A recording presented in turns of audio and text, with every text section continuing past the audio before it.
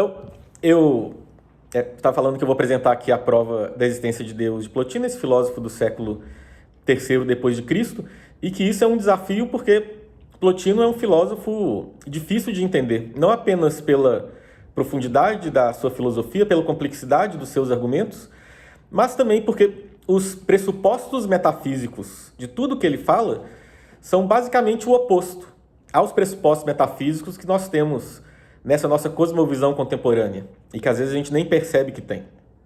Então, antes da gente poder falar e entender a prova da existência de Deus em Plotino, a gente tem que entender um pouco esses pressupostos dele.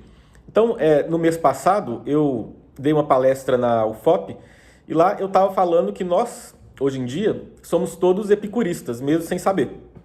Ainda que a gente não tenha uma cosmovisão desenvolvida filosoficamente, o nosso imaginário metafísico, né, essa expressão que eu estou usando para falar dessa metafísica tácita, para essa visão de mundo que a gente pressupõe, né, quando perguntam para a gente o que o mundo em última análise a gente imagina que vou usar uma expressão aqui também específica, um mundo plano, ou seja, é um mundo no qual a realidade pode ser reduzida, em última análise, a átomos e vazio em um espaço infinito. A gente tem a impressão de que essa nossa visão de mundo veio da ciência, mas na verdade ela existe muito antes da revolução científica na Idade Moderna acontecer. Isso aí é a visão de Epicuro, que teve um grande sucesso na modernidade por causa de um poema, o De Rerum Natura do Lucrécio, né? Então, eu até disponibilizei o áudio dessa palestra no meu canal do YouTube. Então, Bernardo Lins Brandão, quem quiser procurar depois, eu explico melhor isso. Mas o que eu queria chamar a atenção é que a nossa visão de mundo é muito diferente da visão neoplatônica, que é baseada naquilo que eu chamo de níveis de realidade, né? Então, para o neoplatonismo, e aí cada filósofo neoplatônico vai apresentar isso de uma maneira, mas a realidade ela não é uma coisa só. Por exemplo, uma realidade corpórea composta de átomos, mas ela tem níveis. E esses níveis, eles têm uma relação de dependência, de anterioridade e posteridade, né, na qual os níveis inferiores são imagens, são reflexo dos níveis superiores e dependem desses níveis superiores. Uma analogia para a gente entender isso que eu estou falando é quando a gente olha a nossa imagem no espelho. É justamente isso, aquela imagem se parece com a gente, é uma imagem de quem nós somos, mas ela não está no mesmo nível de realidade que nós, não tem a mesma consistência metafísica, né? Então, em Plotino, como eu falei, os vários autores platônicos, eles podem fazer divisões diferentes desses níveis de realidade. Eles apresentam esquemas, né? A realidade para eles é sempre mais complexa. O próprio Platão, muitas vezes ele fala em realidade, né? Ele fala no sensível e no inteligível, né? O que a gente percebe pelos sentidos, a parte da realidade que a gente percebe pelos sentidos e a parte da realidade que a gente percebe pela inteligência. Em Plotino existem 4 níveis, né? E Plotino, em muitos tratados, ele começa falando desse primeiro nível que é o mais óbvio mesmo, que é o mundo sensível. Ou seja, essa parte da realidade que a gente percebe com os nossos sentidos. E é o mundo dos corpos, o mundo corpóreo. Só que ele fala o seguinte: para a gente explicar a ordem desse mundo, a gente tem que postular que existe um nível de realidade superior, que são as almas. A questão é a seguinte: por que esse mundo tem ordem? Hoje em dia, a gente explicaria da seguinte forma: a gente falaria assim, esse mundo tem ordem porque ele segue as leis da física. Mas essa é uma pergunta filosófica interessante. Por que o mundo vai seguir leis? Por que um elétron vai seguir uma lei? E para Plotino, a resposta é que existem almas, especialmente a alma do mundo, essa ideia de uma alma do mundo, o mundo sensível é um corpo e tem uma alma, essa ideia que ele pegou do Timeu de Platão, né? Que é responsável por essa regularidade, isso que a gente hoje em dia chamaria de leis da física, né? Mas que os antigos falavam em regularidade. E ele fala também que a gente tem que admitir que existe esse nível superior ao nível do mundo corpóreo, que é o nível da alma, ou seja, as várias almas que existem, né? É um nível da realidade que é o nível da alma. Porque a gente tem a experiência da nossa própria alma. A gente tem uma consciência que não se reduz ao corpo, os sentidos todos, né, as informações e os sentidos se unificam na nossa consciência, a gente tem compreensão, a gente tem intelecção, e isso tudo é a nossa alma que faz, não pode ser feita pelo nosso corpo. Plotino tem vários argumentos para provar que esse é o caso, que a gente não vai desenvolver aqui, porque a gente quer falar especificamente sobre Deus, né? Só que o mundo não pode ser composto apenas pelos corpos e pelas almas, porque essa ordem que as almas trazem ao mundo, ela não vem da própria alma. A alma está olhando para uma ordem inteligível e isso que ela olha, ela proporciona ao mundo. Essa ordem, então, é superior à própria alma. E a própria alma tem uma ordem. Então, ela depende dessa realidade superior, que é a própria ordem, a própria inteligibilidade do mundo, e que, para falar como Platão, a gente pode chamar de mundo das ideias. O próprio Platão, na verdade, não usava a expressão mundo das ideias, cosmos noetos. Tem nos textos dele a expressão topos noetos, lugar inteligível. Mas nos filósofos posteriores, já a partir de Fílon de Alexandria, no século I depois de Cristo, a gente tem a expressão cosmos noetos que Plotino usa, né? Então, esse mundo inteligível, esse mundo das ideias, é um nível de realidade superior à própria alma. E para Plotino, esse mundo das ideias não é apenas composto por ideias, mas ele pensa a si mesmo. Ele não pode ser apenas o conjunto da totalidade das ideias. Essas ideias têm que ser pensadas por uma mente. Então, esse nível de realidade, que Plotino chama de intelecto, nous, ele é, ao mesmo tempo, a totalidade das formas inteligíveis, que são infinitas, e o intelecto que pensa elas. Só que, para Plotino, esse intelecto divino, que pensa as formas inteligíveis, também não pode ser a palavra final. É necessário que exista um nível de realidade ainda mais elevado, um nível de realidade superior, que é o que ele chama de um. É a prova que ele dá, num texto dele, que é Enéas 6:9, sobre a existência desse nível superior, desse absoluto, que eu quero falar aqui, né? Então, mas o primeiro que a gente tem que entender é isso. Tem esses níveis de realidade, né? O mundo sensível e depois o que os comentadores de Plotino, desde a época dos alunos dele, desde a época de Porfírio, convencionaram em chamar em hipóstases. Esses níveis de realidade, a alma, o intelecto e o um, é o que a gente chama, quando estuda Plotino, de hipóstases, né? Que significa... o que significa exatamente é complexo, mas é isso. São esses níveis de realidade, né? O nível da alma, que tem a alma do mundo e as várias almas individuais. O intelecto, que é a totalidade das formas inteligíveis e a mente divina que pensa essas formas. E o um, que é o Deus Supremo, que é o absoluto.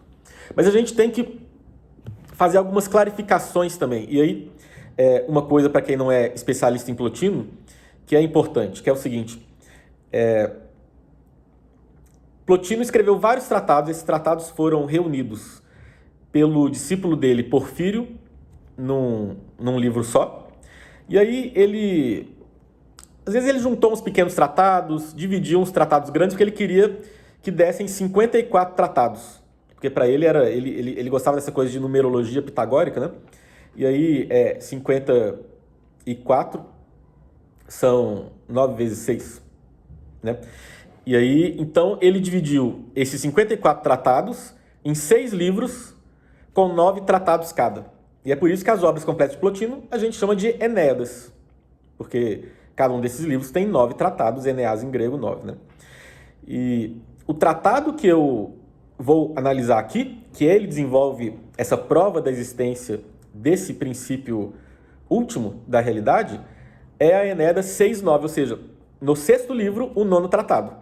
Ou seja, é o último tratado nessa edição de Porfírio. Não é o último tratado que ele escreveu, na verdade é o 9º tratado que ele escreveu, mas Porfírio colocou ele por último justamente porque ele está falando sobre o princípio último. A outra clarificação que a gente tem que fazer é a seguinte. Plotino ele é um filósofo pagão. E para o paganismo antigo, ao contrário do que acontece no cristianismo a gente só vai reservar o título de Deus para o princípio último da realidade, para o Deus Supremo. Mas no paganismo, esse atributo do divino, ele é dado a qualquer realidade que seja superior ao humano, né? Então, um próprio ser humano, quando ele está agindo de um modo superior ao que os seres humanos agem normalmente, por exemplo, Aquiles na Ilíada, né, em Homero, será chamado de divino. Então, o mundo é repleto de deuses, né, para falar como Tales de Mileto, o que significa que tem realidades superiores ao ser humano, as mais variadas. E tudo isso pode ser chamado de Deus, né? Só que, então, para Plotino, quando ele fala da alma do mundo, a alma do mundo será um Deus. As almas, os deuses da religião pagã são almas que não estão ligadas a corpos. O intelecto é um Deus, né? Mas o um também será um Deus, mas será o Deus Supremo. Então, quando eu estou falando de prova da existência de Deus em Plotino, eu estou falando da prova da existência de um princípio absoluto, do Deus último, do Deus Supremo. Que em Plotino não é o criador de todas as coisas, a noção metafísica que está em Plotino não é criação, mas processão. É uma noção que é próxima. Alguns filósofos cristãos até aproximaram a noção de processão com a noção de criação, mas ela tem especificidades, né? A processão, ela tem um caráter de necessidade que a criação não tem, né? E ela acontece por toda a eternidade. A criação cristã, Deus está criando um mundo, né, o tempo todo, só que existe um princípio no tempo, né? O tempo começa com a criação, no caso da processão não é assim. Mas, então, esse princípio último da realidade, esse absoluto, Plotino chama por vários nomes e ainda fala que nenhum nome convém a ele. Então ele fala de porque é a unidade suprema, fala de bem, porque todas as coisas dependem e derivam desse princípio, mas ele fala em Deus também, né? Então a gente pode falar de prova da existência de Deus em Plotino. Isso é uma coisa que dá para falar, mas a gente tem que clarificar desse jeito que eu fiz. Então, essa prova é o que Plotino desenvolve já no começo da Enéida 6.9. É um tratado que eu fiz uma tradução comentada, né? E o texto, na minha tradução mesmo, né, começa assim. Ele fala, olha, todos os entes, ou seja, tudo que existe, são entes pelo um. O que significa que tudo que existe tem uma unidade. A prova começa assim, né? Tudo que existe é uma coisa, diferente de outra. Tanto os entes que existem primariamente, ou seja, as substâncias, quanto os que se dizem que existem de algum modo nos entes, ou seja, os acidentes. Tudo que existe, da cor verde a uma mesa, a uma árvore, a uma alma, etc., a uma forma inteligível, tudo isso tem unidade, né? E ele fala, se as coisas que existem não tivessem unidade, elas não seriam uma coisa, mas seriam duas. Por exemplo, se eu pego uma mesa, né, divido em duas, aquela mesa, a unidade daquela mesa se perdeu e agora não existe mais uma mesa, mas existem duas mesas diferentes, que cada uma delas tem a sua unidade. Então, o que Plotino está falando é isso, né? Os entes, o ente, né, ou o ser, pressupõe a unidade. E isso é interessante, tá? Porque em Aristóteles, o ente e o um são convertíveis. Ou seja, o um é um transcendental do ser. Isso aí não é o modo que Aristóteles vai explicar, mas isso aí, essa ideia aristotélica que o um e o ente são convertíveis vai dar origem, né, vai ser uma parte da noção medieval dos transcendentais do ser. Então, o um é só um jeito diferente de falar do próprio ente. Mas em Plotino, não. O um é anterior ao ente. Porque as coisas, para existirem, ou seja, uma coisa para ser um ente, ela tem que ter uma unidade. Então, a unidade é um princípio anterior. Isso o que está em jogo nesse argumento de Plotino. E ele fala, tudo que existe, então, tem unidade. E aí, a questão é a seguinte, o que vai dar essa unidade para as coisas? Qual que é o princípio da unidade? E aí ele considera uma primeira hipótese. Pensando nos corpos, né, nos seres corpóreos. Os seres são compostos de matéria, tem extensão, se a gente divide eles no meio, eles viram dois seres diferentes, né? Uma árvore, ela morre, né? Se divide, mas sei lá, um pedaço de madeira divide e viram dois pedaços de madeira. O que dá, ou uma árvore é uma árvore, um animal é um animal. O que dá unidade para esses seres? Plotino vai falar que é a alma. Principalmente a alma do mundo. É a alma do mundo que cria todos os seres. e depois as almas individuais cuidam de alguns seres em particular, por exemplo, seres humanos, né? Então, o princípio que dá unidade para os entes corpóreos é a alma. São as almas. E aí Plotino fala, então a gente responde essa questão assim, é a alma que é o princípio da unidade? Ele fala, não pode ser. A alma não pode ser o princípio último da unidade. Por quê? A alma também é múltipla. Né? A alma, ela tem várias potências. Por exemplo, a potência intelectiva, de entender as coisas, a potência sensitiva, de perceber, de receber aquilo que vem dos sentidos do corpo, a potência vegetativa, que coordena o corpo, até a alma do mundo também tem essas potências, né? Então a alma é ela tem mais unidade que os corpos, inclusive ela nem ocupa espaço, ela não pode ser dividida ao meio porque ela não está no espaço, né? Mas ela tem uma multiplicidade de potências, então ela é múltipla, e no entanto ela tem uma unidade. Então é necessário a gente procurar qual que é o princípio de unidade da alma também. E aí Plotino vai considerar o nível de realidade superior, o mundo inteligível. Primeiro ele vai considerar o seguinte, será que o um não é uma forma inteligível? Tal como existe a forma da justiça, a forma do belo, a forma do outro, para falar como sofista de Platão, que Plotino vai desenvolver em outro tratado dele. Não existe a forma do um, né? O um não é uma forma inteligível? Essa é uma hipótese. Mas para Plotino, o um não pode ser uma forma inteligível. Porque todas as formas inteligíveis que existem, elas pressupõem o um. Então ela é uma coisa que está pressuposta. E a própria unidade das formas inteligíveis, ela tem que ser explicada por um princípio superior, né? E aí a outra hipótese que Plotino vai considerar é a seguinte, então não será que a totalidade do inteligível, ou seja, o mundo inteligível como um todo, ou seja, o próprio intelecto, ele não pode ser então esse princípio de unidade, ou seja, o intelecto que daria unidade para todas as formas inteligíveis? E para Plotino também não pode ser o caso. E por que não pode ser o caso? Porque, primeiro, o mundo inteligível, de fato, ele tem mais unidade do que os corpos, ele tem mais unidade do que a alma. De fato, a unidade da alma vem das formas inteligíveis, seria meio complexo explicar como, né? Mas vem das formas inteligíveis. No entanto, o mundo inteligível, ele é composto por infinitas formas, então ele é múltiplo também. E além disso, se o mundo inteligível é o conjunto das formas inteligíveis, o conjunto infinito das formas inteligíveis, e a inteligência que pensa essas formas, ele é marcado por essa multiplicidade, por essa dualidade do que pensa e do que é pensado, do intelecto e do inteligível. Então, o próprio mundo inteligível tem uma multiplicidade que requer uma razão para a sua unidade. E o próprio mundo inteligível, então, não pode ser o princípio último da unidade, porque ele mesmo, né, o próprio intelecto, precisa dessa explicação de onde vem a unidade dele. Então, só resta admitir que existe um nível de realidade superior às próprias formas inteligíveis, ao próprio intelecto.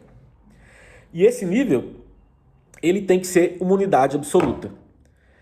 Se o princípio último da unidade de todas as coisas tivesse alguma multiplicidade, precisaria de um princípio ainda superior para explicar ele. Então ele tem que ser a unidade suprema. E aí, para a gente, é difícil entender o que Plotino quer dizer quando ele fala de unidade suprema. Ele não está falando de unidade igual um número, nem está falando de unidade igual uma coisa que a gente percebe com os sentidos, um corpo tem unidade. Ele está falando de uma unidade metafísica. É um nível de unidade muito superior. E aí, se a gente não está entendendo o que significaria essa unidade metafísica, na verdade a gente está no caminho certo. Por quê? Tudo que a gente vê são corpos. Tudo que a gente entende com a nossa inteligência, né, vem das formas inteligíveis. As formas inteligíveis que são os princípios para as ideias que a gente tem na nossa mente. Plotino fala que essas ideias na nossa mente são reflexos das formas inteligíveis. Ele vai usar a expressão logos, né? São logoi, que vem das formas inteligíveis, né? Só que essa unidade suprema, ela é superior a qualquer forma inteligível. E as formas inteligíveis, elas pressupõem essa unidade. Então, essa unidade suprema, está para além de qualquer pensamento possível que a gente possa ter sobre ele. Ele está para além da inteligência. Então, a gente não pode entender ele, a gente não é capaz de entender ele com a nossa inteligência, nem capaz de falar o que ele é. A gente entra aqui nesse âmbito do que a tradição filosófica grega vai consagrar como discurso apofático, que no Dionísio Areopagita, no pseudo-Dionísio Areopagita, vai virar teologia negativa, que é uma das formas de teologia mais importantes da filosofia cristã, antiga e medieval, que é aquela teologia que corrige as afirmações que a gente faz sobre Deus, falando sobre o que ele não é. Então, por exemplo, quando São Tomás fala que Deus é bom, só quando a gente pensa em bondade, a gente pensa na bondade de algum ente criado, né? Porque a gente não conhece Deus face a face, que é uma coisa que na teologia católica a gente só vai experimentar no céu, na visão beatífica, né? Então, quando a gente fala que Deus é bom, a gente está usando uma analogia com uma coisa criada. Mas Deus é muito maior do que qualquer qualidade, qualquer atributo de um ente criado. Então, assim, Deus é bom, mas a bondade dele não é a bondade que a gente entende como bondade. A gente tem só uma analogia. Isso na filosofia de São Tomás, né? Plotino vai desenvolver esse discurso apofático, né? Ou seja, o discurso apofático é um discurso que nega o que esse absoluto é. E ele vai falar o seguinte, então, por exemplo, nessa mesma Enéida 6.9, no capítulo 3, né? Ele fala, sendo a natureza do o é esse princípio absoluto, que é a unidade suprema, geradora de todas as coisas, ela não é nenhuma dessas coisas. Ela nem é alguma coisa, ou seja, o não é nem alguma coisa, não dá para falar que é uma coisa. Por quê? Todas as coisas, todos os entes, eles são uma coisa que existe e que tem uma essência determinada. Uma essência que é diferente de outras essências. Ou seja, já pressupõe as formas inteligíveis. O está para além dessa diferenciação em essências, né? Então ele não é algo, ele não possui qualidade, não possui quantidade, não possui intelecto nem alma. E olha só, ele não é movido nem está em repouso. Ele não está em algum lugar nem em algum tempo. Ele é por si mesmo uniforme, ou melhor, informe, sendo anterior a toda forma e é anterior ao movimento e anterior ao repouso. Então, nenhum atributo que a gente possa pensar, a gente pode outorgar a esse E Plotino, assim, então, esse discurso apofático, essa teologia negativa é bem tradicional na filosofia antiga, quando fala sobre Deus, e na filosofia medieval, né? Isso é uma das grandes marcas dessa filosofia que a gente pode chamar de filosofia clássica. Depois, na Idade Moderna, quando pensarem em Deus, é um Deus que é um ente. É um Deus que tem atributos, que a gente pode falar coisas sobre ele de algum modo mais ou menos rigoroso. Essa virada dá, na verdade, na Universidade Medieval, com a Revolução Nominalista, especialmente com Guilherme de Ockham, né? Mas antes dele, Deus não é um ente, Deus é. Mas ele não tem uma essência, né? A essência dele é o próprio ser, Tomás vai falar.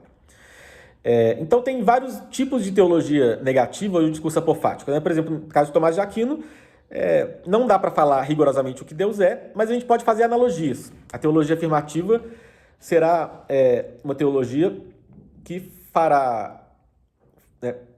falar dos atributos divinos, e esses atributos são analogias. Em Plotino, não dá nem para fazer analogia direito.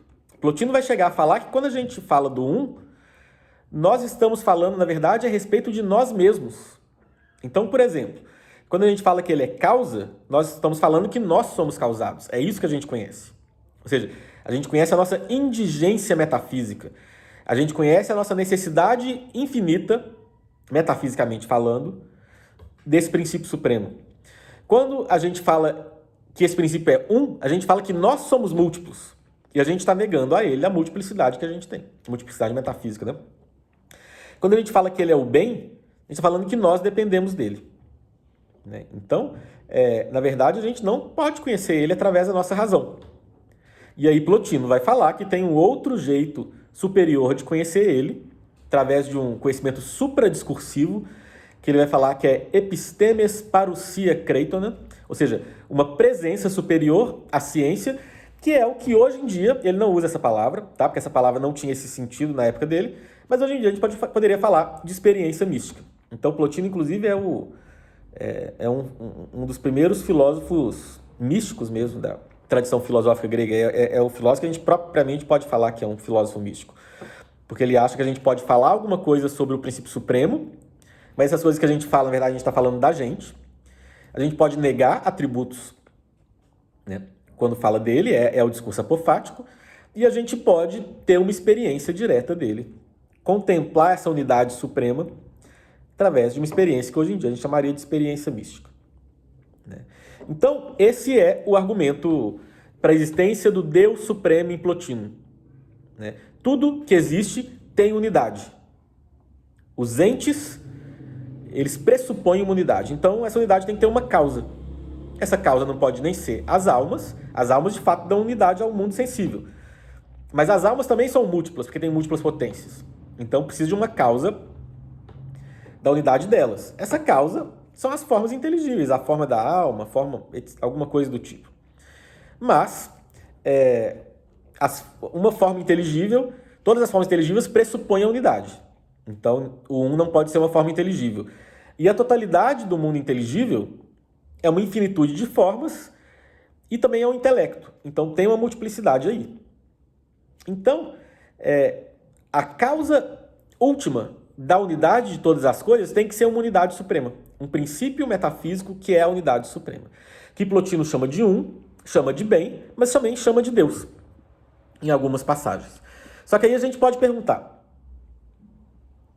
esse princípio metafísico que Plotino chama de ou chama de Deus, que eu estou chamando de Deus, ele não estaria mais próximo, por exemplo, do Brahma, do Vedanta Advaita, como alguns comentadores de fato observaram nessa não dualidade desse princípio supremo, dessa corrente filosófica indiana, né? Não estaria mais próximo dele do que do Deus da tradição cristã, sobretudo, né?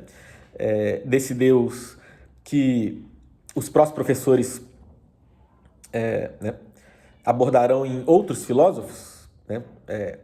Santo Anselmo, Santo Agostinho, Santo Tomás de Aquino. Na verdade, não. Esse Deus plotiniano, ele está muito próximo filosoficamente, não teologicamente, porque esse Deus não é trindade, né? Do Deus cristão. É claro que tem diferenças. Então a gente pode notar que no cristianismo esse princípio supremo tem essa nota de pessoalidade, né? Deus no cristianismo é uma pessoa para a qual nós podemos nos dirigir, nós podemos rezar, que atende nossas orações e que nos busca antes de nós buscarmos Ele. E o princípio absoluto em Plotino, o a gente poderia chamar de impessoal, né? Ele não nos busca. Nós até podemos rezar para Ele, mas não é aquele gente muito que será ouvido assim, né? No entanto, filosoficamente, esse é muito próximo da noção de Deus de vários filósofos cristãos, por causa do seguinte: a tradição filosófica, por excelência, que influenciou o cristianismo até o século XII é o platonismo. É o platonismo de Platão, é o platonismo do médio platonismo, no qual Deus é uma mente, uma inteligência divina, mas também é o platonismo de Plotino. Como eu falei, Agostinho leu Plotino, ainda que o platonismo dele seja mais próximo do médio platonismo do que de Plotino, porque Deus para ele é uma mente divina, né? Mas vários outros filósofos. E o próprio Santo Tomás de Aquino, que geralmente a gente considera como um aristotélico, e de fato ele é um aristotélico, como mostraram estudos recentes, recentes assim, do século XX, né? Não tão mais tão recentes, como do Cornélio Fabro e outros, ele tem uma influência neoplatônica considerável, né?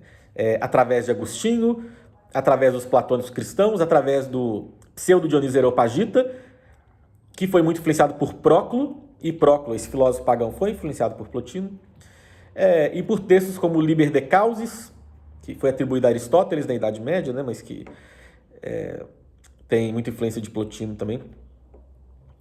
E aí, quando a gente vai ler, por exemplo, a Suma Teológica, Santo Tomás primeiro apresenta as 5 vias, quando ele vai falar sobre Deus, e logo depois das 5 vias, inclusive, que mostram que é necessário que exista um princípio último da realidade, que é um ato puro, né? Dessa noção de ato puro, ele vai deduzir a simplicidade divina. O primeiro atributo divino é a simplicidade, que é uma simplicidade metafísica, que no aristotelismo de São Tomás significa que ele não tem um corpo, que ele não é composto de matéria e forma, que ele não é composto nem mesmo de essência e ser, né? Mas a essência dele será o seu próprio ser, né? E ele será o próprio ato de ser subsistente. Então ele é uma unidade suprema, porque ele tem uma simplicidade metafísica absoluta.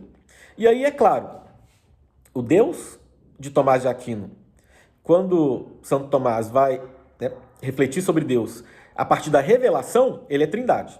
São 3 pessoas divinas.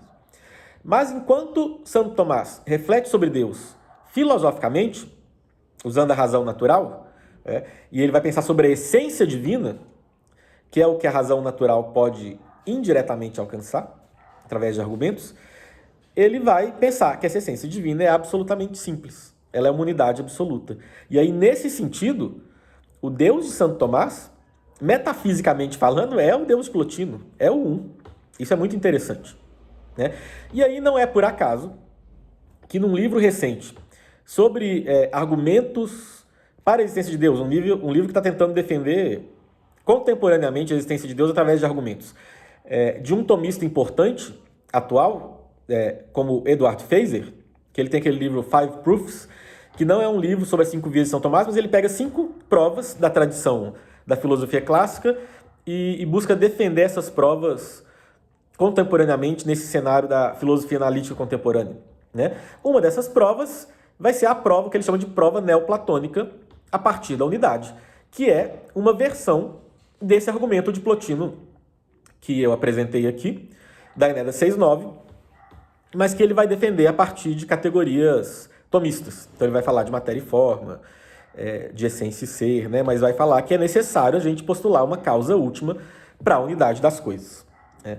E essa causa, para falar como São Tomás de Aquino na Suma, é o que todo mundo entende por Deus.